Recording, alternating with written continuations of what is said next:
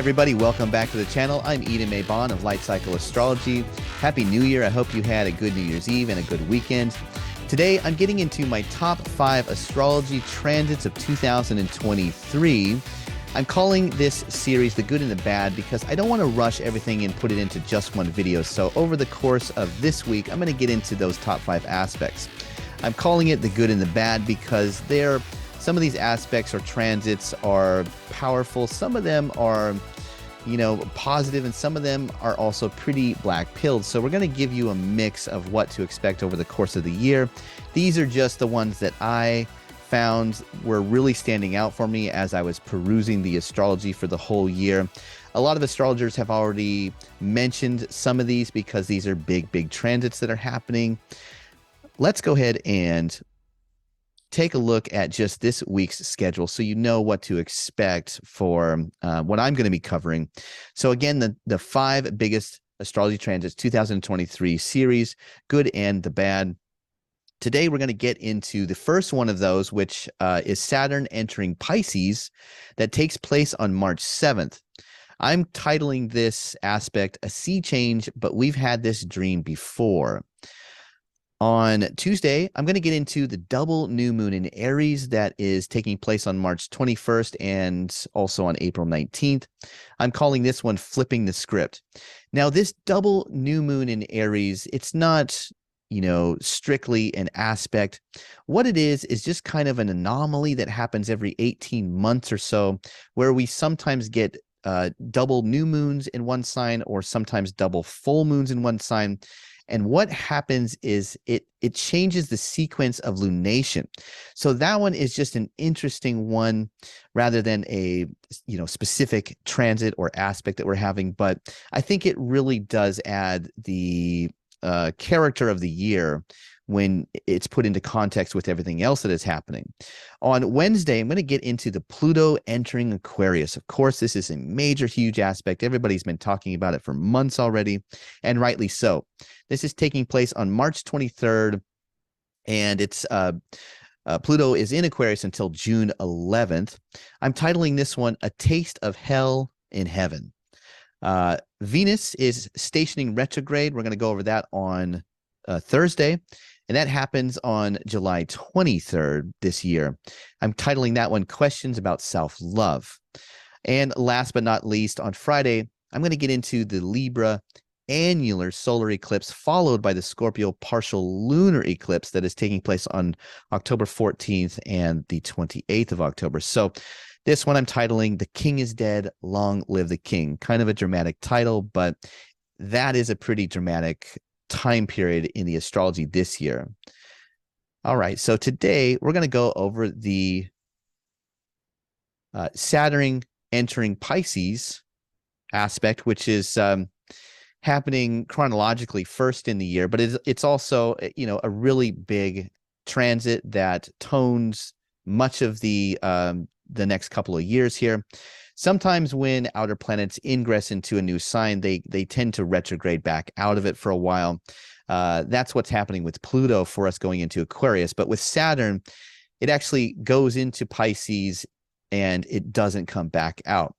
Now, let's just get into some of the archetypal characteristics of both Saturn and Pisces so we can understand what this is. Saturn is a planet that a lot of people associate with limitations or suffering or pain. But Saturn also has a broader archetypal quality to it that often gets overlooked.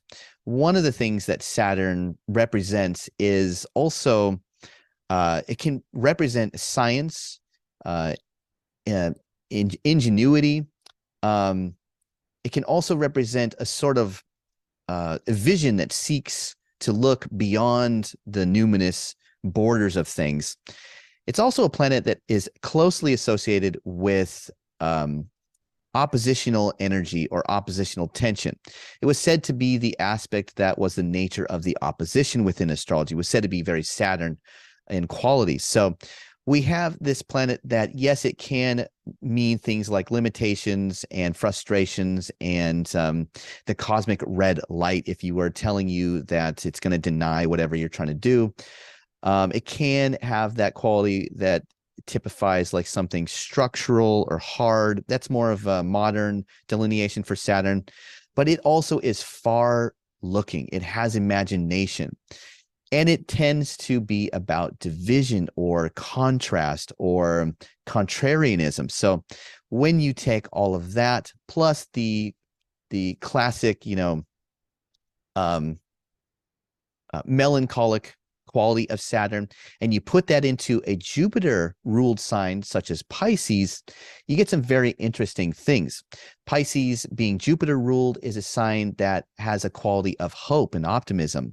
It also connects with faith or religion, and it also is based on when it happens during the year seasonally.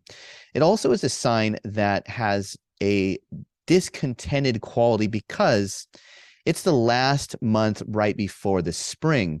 So Pisces has this quality where you're kind of over the winter and you want to get to spring. In ancient astrology, Pisces was the place where Venus was said to be exalted, meaning it was lifted up. It became very important. So we're talking about a sign that is double-bodied. It's a mixture of the end of winter and the beginning of springtime seasonally. Those two seasons are mixing, so it's double-bodied. It's a time that is said to be nocturnal, yin, or feminine. So we're talking about processes that can have more of an introverted or slower introspective kind of manifestation. And it is the exaltation of Venus. So art is very, very important. Love and desire, all of those things are very, very important to Pisces. So one of the best ways to get a sense of what this could be like is just simply to go back to 1994, when Saturn was last in Pisces. And a lot of people have already been mentioning this. We're talking about Nirvana. We're talking about Kurt Cobain. We're talking about grunge. But we are looking at art because art is very important in Pisces. So when you get a planet entering Pisces, you want to take a look at how the art in the culture is affected. One of the things that is fascinating is that Kurt Cobain himself was a native of a Saturn in Pisces in his birth chart. So you get a sense of this, but a lot of people have been talking about grunge and as a fashion or as a music. And this was actually, if you check the timeline, was actually coming around the time when Saturn was still in Aquarius. By the time Kurt Cobain commits suicide on April the 5th, 1994, Saturn has just previously entered Pisces. So it wasn't long. Saturn enters Pisces, and then a month or two after this is when we discover that Kurt Cobain had committed suicide. So very interesting, right? We have an artist, right, Venus, who was exalted. He was an exalted musician, an exalted artist. Kurt Cobain was also a fantastic drawer, painter, sculptor. Beyond just being a musician, he was good at all different kinds of art. And of course, he was a Pisces sun. So you get the sense that Kurt Cobain really typifies some of these qualities we're talking about. But interestingly enough, when Nirvana became famous, it happened when Saturn was still in Aquarius. So very, very interesting. And let's get into that a little bit here. Okay. Why is that interesting? Because Kurt Cobain was when Smells Like Teen Spirit came out, it broke the status quo. It was a sound that literally shattered everything status quo, which is what Saturn does. Saturn is either hearkening to the status quo and holding you to it, or he is becoming the rebel that goes against the status quo. That's because that's that oppositional energy of Saturn. Saturn will be the god that looks over the borders of things. So he is connected with populism. He is connected with the outsider and the homeless or the vagabond or the transient or, anything outside society. Saturn keeps a watchful eye on both the popular things and also the outside the popular things. That's because Saturn is the last visible planet in the solar system. So he sits looking in, he sees all of the other planets looking towards the sun, and he also looks beyond the visible planets to the eternal. So Saturn has this far-looking vision that can see the numinous beyond, but he typically represents this opposing duality. So the nature of the opposition, right? We have the full moon where the sun is in one sign and the full moon is in the opposite sign to the sun. That's a nature of Saturn. He looks after both sides of the duality. He is the one that lords over both the male and female, the day and the night, the good and the bad, the popular and the disenfranchised. That's Saturn. So when you have Kurt Cobain coming into the early 90s here with Smells Like Teen Spirit, he becomes the side of the equation that breaks the status quo. As Saturn ingresses into Pisces in 1994, Kurt Cobain has already reached huge, magnificent stardom, done multiple world tours, and it is only a few months after that he is found dead, having committed suicide in his Seattle home. Now, I'm actually a Seattle native, and I'm in Generation X, so I was coming of age right at this moment. All of my friends actually went to his house within the week that he had committed suicide, just to stand and be near the place where it happened, because this was a earth-shaking event if you were a preteen or a young teen in Seattle at the time that this happened. This was massive. We were in the epicenter of grunge, right? But even the style of grunge itself is very satirical. It has that I'm wearing flannel, I'm outside of the society. The grunge people were the first people that would dye their hair all different colors. And it's the typical rebel, right? That is Saturn. But specifically, you have this native who's an exalted artist committing suicide right as Saturn goes into Pisces. So when you think about Saturn as being melancholic or depressive, entering a sign like Pisces, that is already a sign that is longing for something next, right? Pisces longs for the spring to come, is tired of the winter, has that hopeful, romantic yearning for all things desirable and beautiful. And I don't think Kurt could take it. He was going through rehab at the time. I think if I remember correctly, he actually was he went into rehab in Rome, and then he leaves Rome and leaves rehab, and then he just can't take it anymore. So you get the sense, I think, that discontentedness was exacerbated by a planet that is already known for being melancholic or depressed.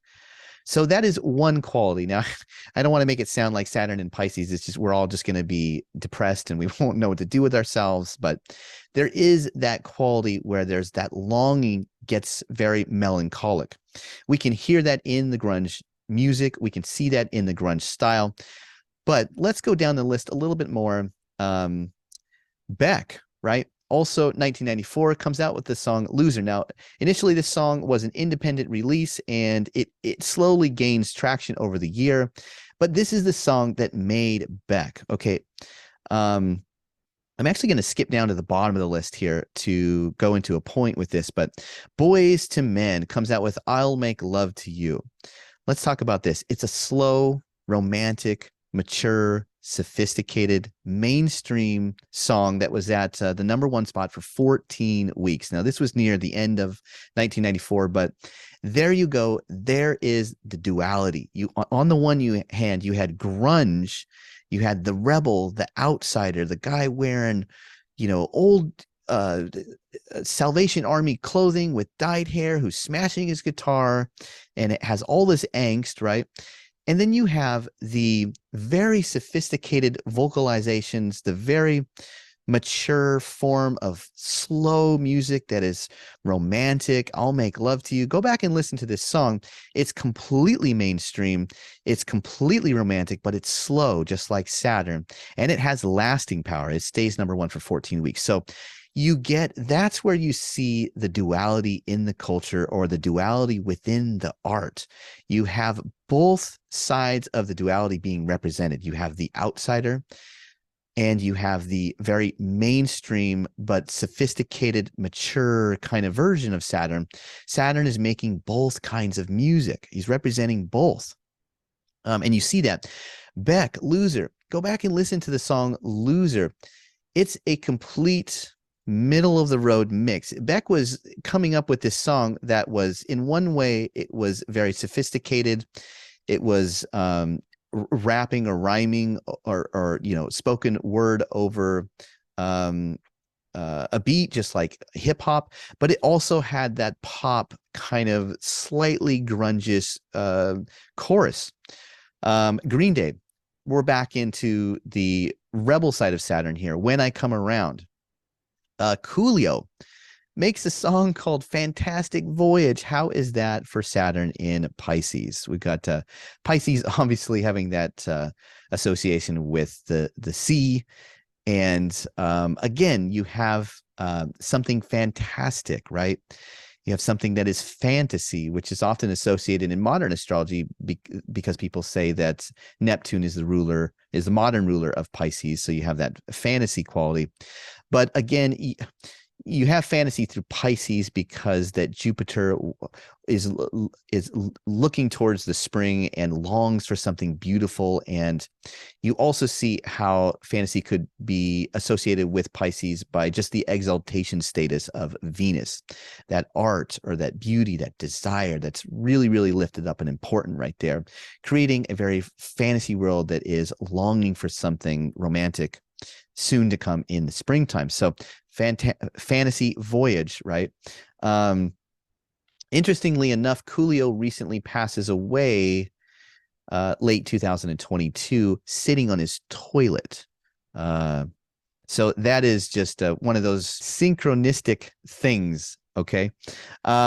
Seal, a prayer for the dying. Wow, okay. A prayer for the dying.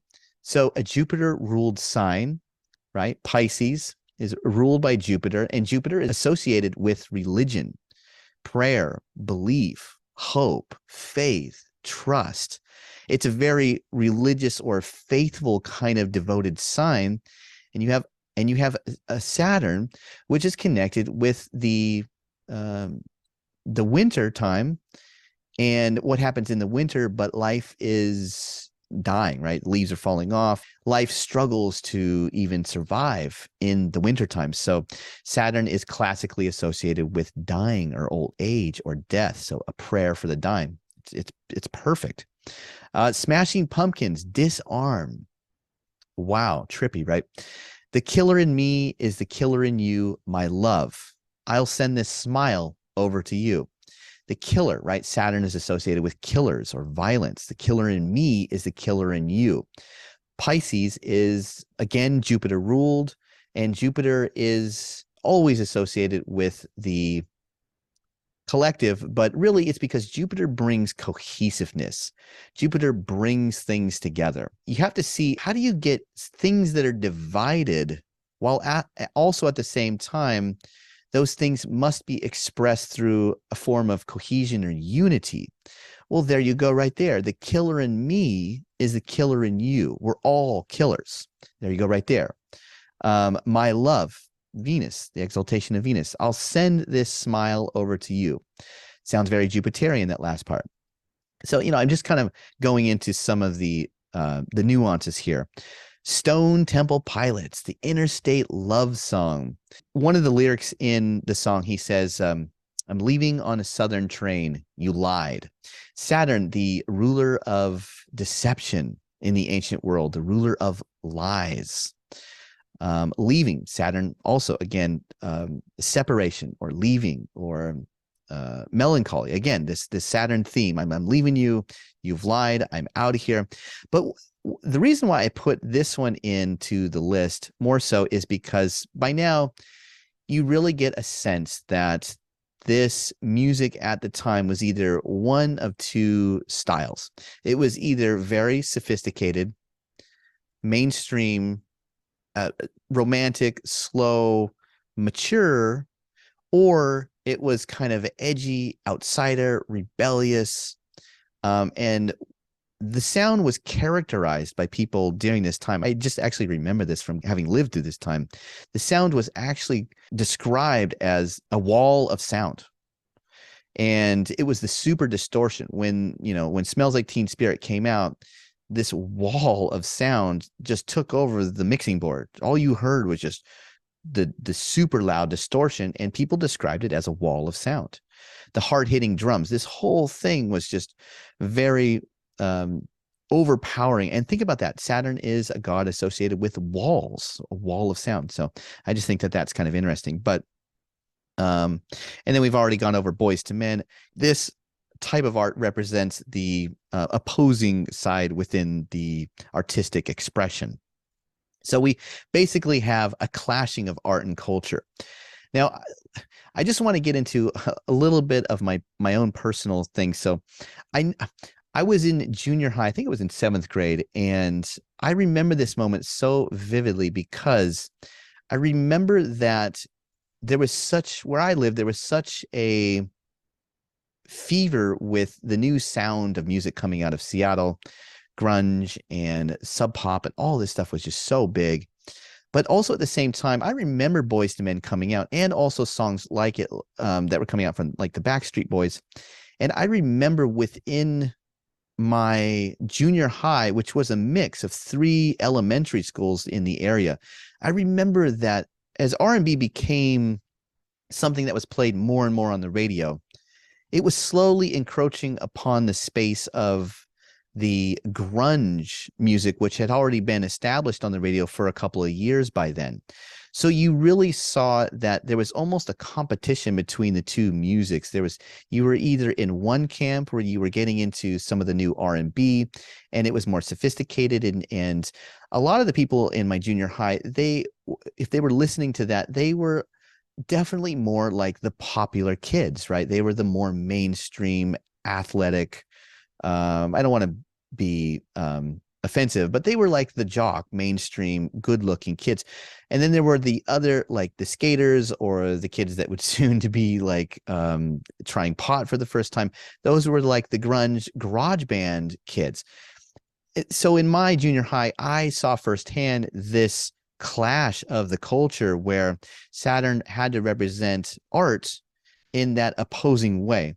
So looking at the art is just one angle of this Saturn in Pisces. Some of the other ways that you could see this is simply like a clash of ideologies or religious types of things. So you get almost a sense of when what was it, like conquistadors, or I hope that's the right word for them, but when the Catholic Church in the 1500s was sailing out to new discovered lands, and they were establishing churches, in Latin America, South America, just all over the place, Hawaii a little bit later on. But that it's almost like that sense of you get an institution that's sort of Saturn-like that comes in to establish order or law based on some religious notion. So one thing that I could really see this being especially with Pluto going into Aquarius,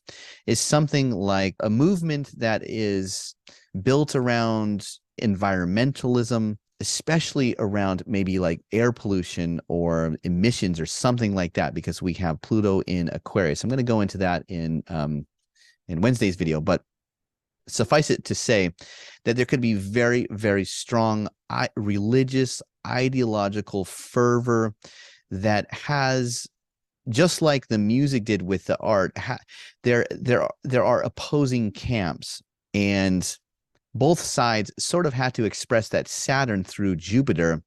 and they do it through oppositional tension. So there could be different factions of people that believe one thing about the earth or the climate or the environment, and there could be people that believe another thing, and both sides are very zealous about it. That is definitely something we could see with Saturn in Pisces. And it doesn't even have to be about anything climate change or environmentally related. It could be anything like that. It could be any kind of art, any kind of culture, any kind of politics or religion. Definitely, I would say we're going to move into a space where we've already had this, right? We've already had this division within the current time, even before, this transit takes place. But I think that, it's not like Saturn just moves into Pisces and boom, there's like ideological differences that are zealous. Life is creating and blending, and it's pushing things forward, and there's a blend of what we see. But the symbolism to me is that I would look to this kind of phenomenon becoming very much exacerbated, and maybe there's a heightened sense of the zeal of it. So if you think that we've already been really divided in culture and art and in environmentalism or what have you, I would say that we have just begun. Those are some of the more black-pilled versions of this aspect, maybe the shadow side. What are some of the more positive sides? Well, again, Saturn is the god of the numinous beyond. He sits on the edge of the visible planet realm, and he looks out. So he has great imagination. So we're talking about anything invention-wise, science, that could be heightened, especially with Pluto going into Aquarius around the same time. Science could be far-reaching in terms of what it can imagine. Any kind of art, we're going to see new culture, new art that was unimaginable before, and now it has great imagination to come into being. Things like people have been citing Avatar, like the latest Avatar movie, which was a child of Saturn and Pisces before, when the original one came out. So things like this, you see all different kinds of imaginal spaces when you combine Saturn as a planet of great imagination with Pisces, a realm that has that connection to creativity. It's like creativity meets this far-seeing vision. You combine those two things, and you can see that all kinds of new things in the positive realm will come out. Stuff like the metaverse, right? That's going to be, I expect, something that is really going to take off. I think the metaverse will be like what the internet was, when the internet first came out. At first, we couldn't imagine it.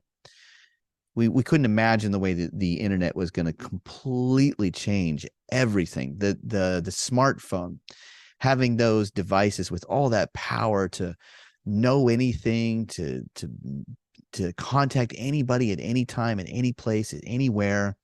These are things that we couldn't imagine before they happened. This is more of that. This is definitely inventions in space travel and exploration in space, or technology in space, all types of things like that. And likewise in art and society, and the way that our lives are going to be altered unchangeably. Expect new things to come into being, I believe, that will be like the internet was to us. Things that we don't even know about right now, I'm sure, that are going to at least get going or seed while Saturn is going through the sign of Pisces. So that's what I've got for my take on what archetypally could be expected as this planet goes into the Piscean temple. Thanks so much, everybody, for watching. I'm going to be back tomorrow with the second biggest aspect transit that is happening in 2023, which is going to be that double new moon that happens in the sign of Aries within the first part of the year. So please come back and check it out. Please leave a comment in the comment section below. That always helps the algorithm, and I really appreciate it. Thanks so much, everybody, for watching, and I'll see you real soon. Bye.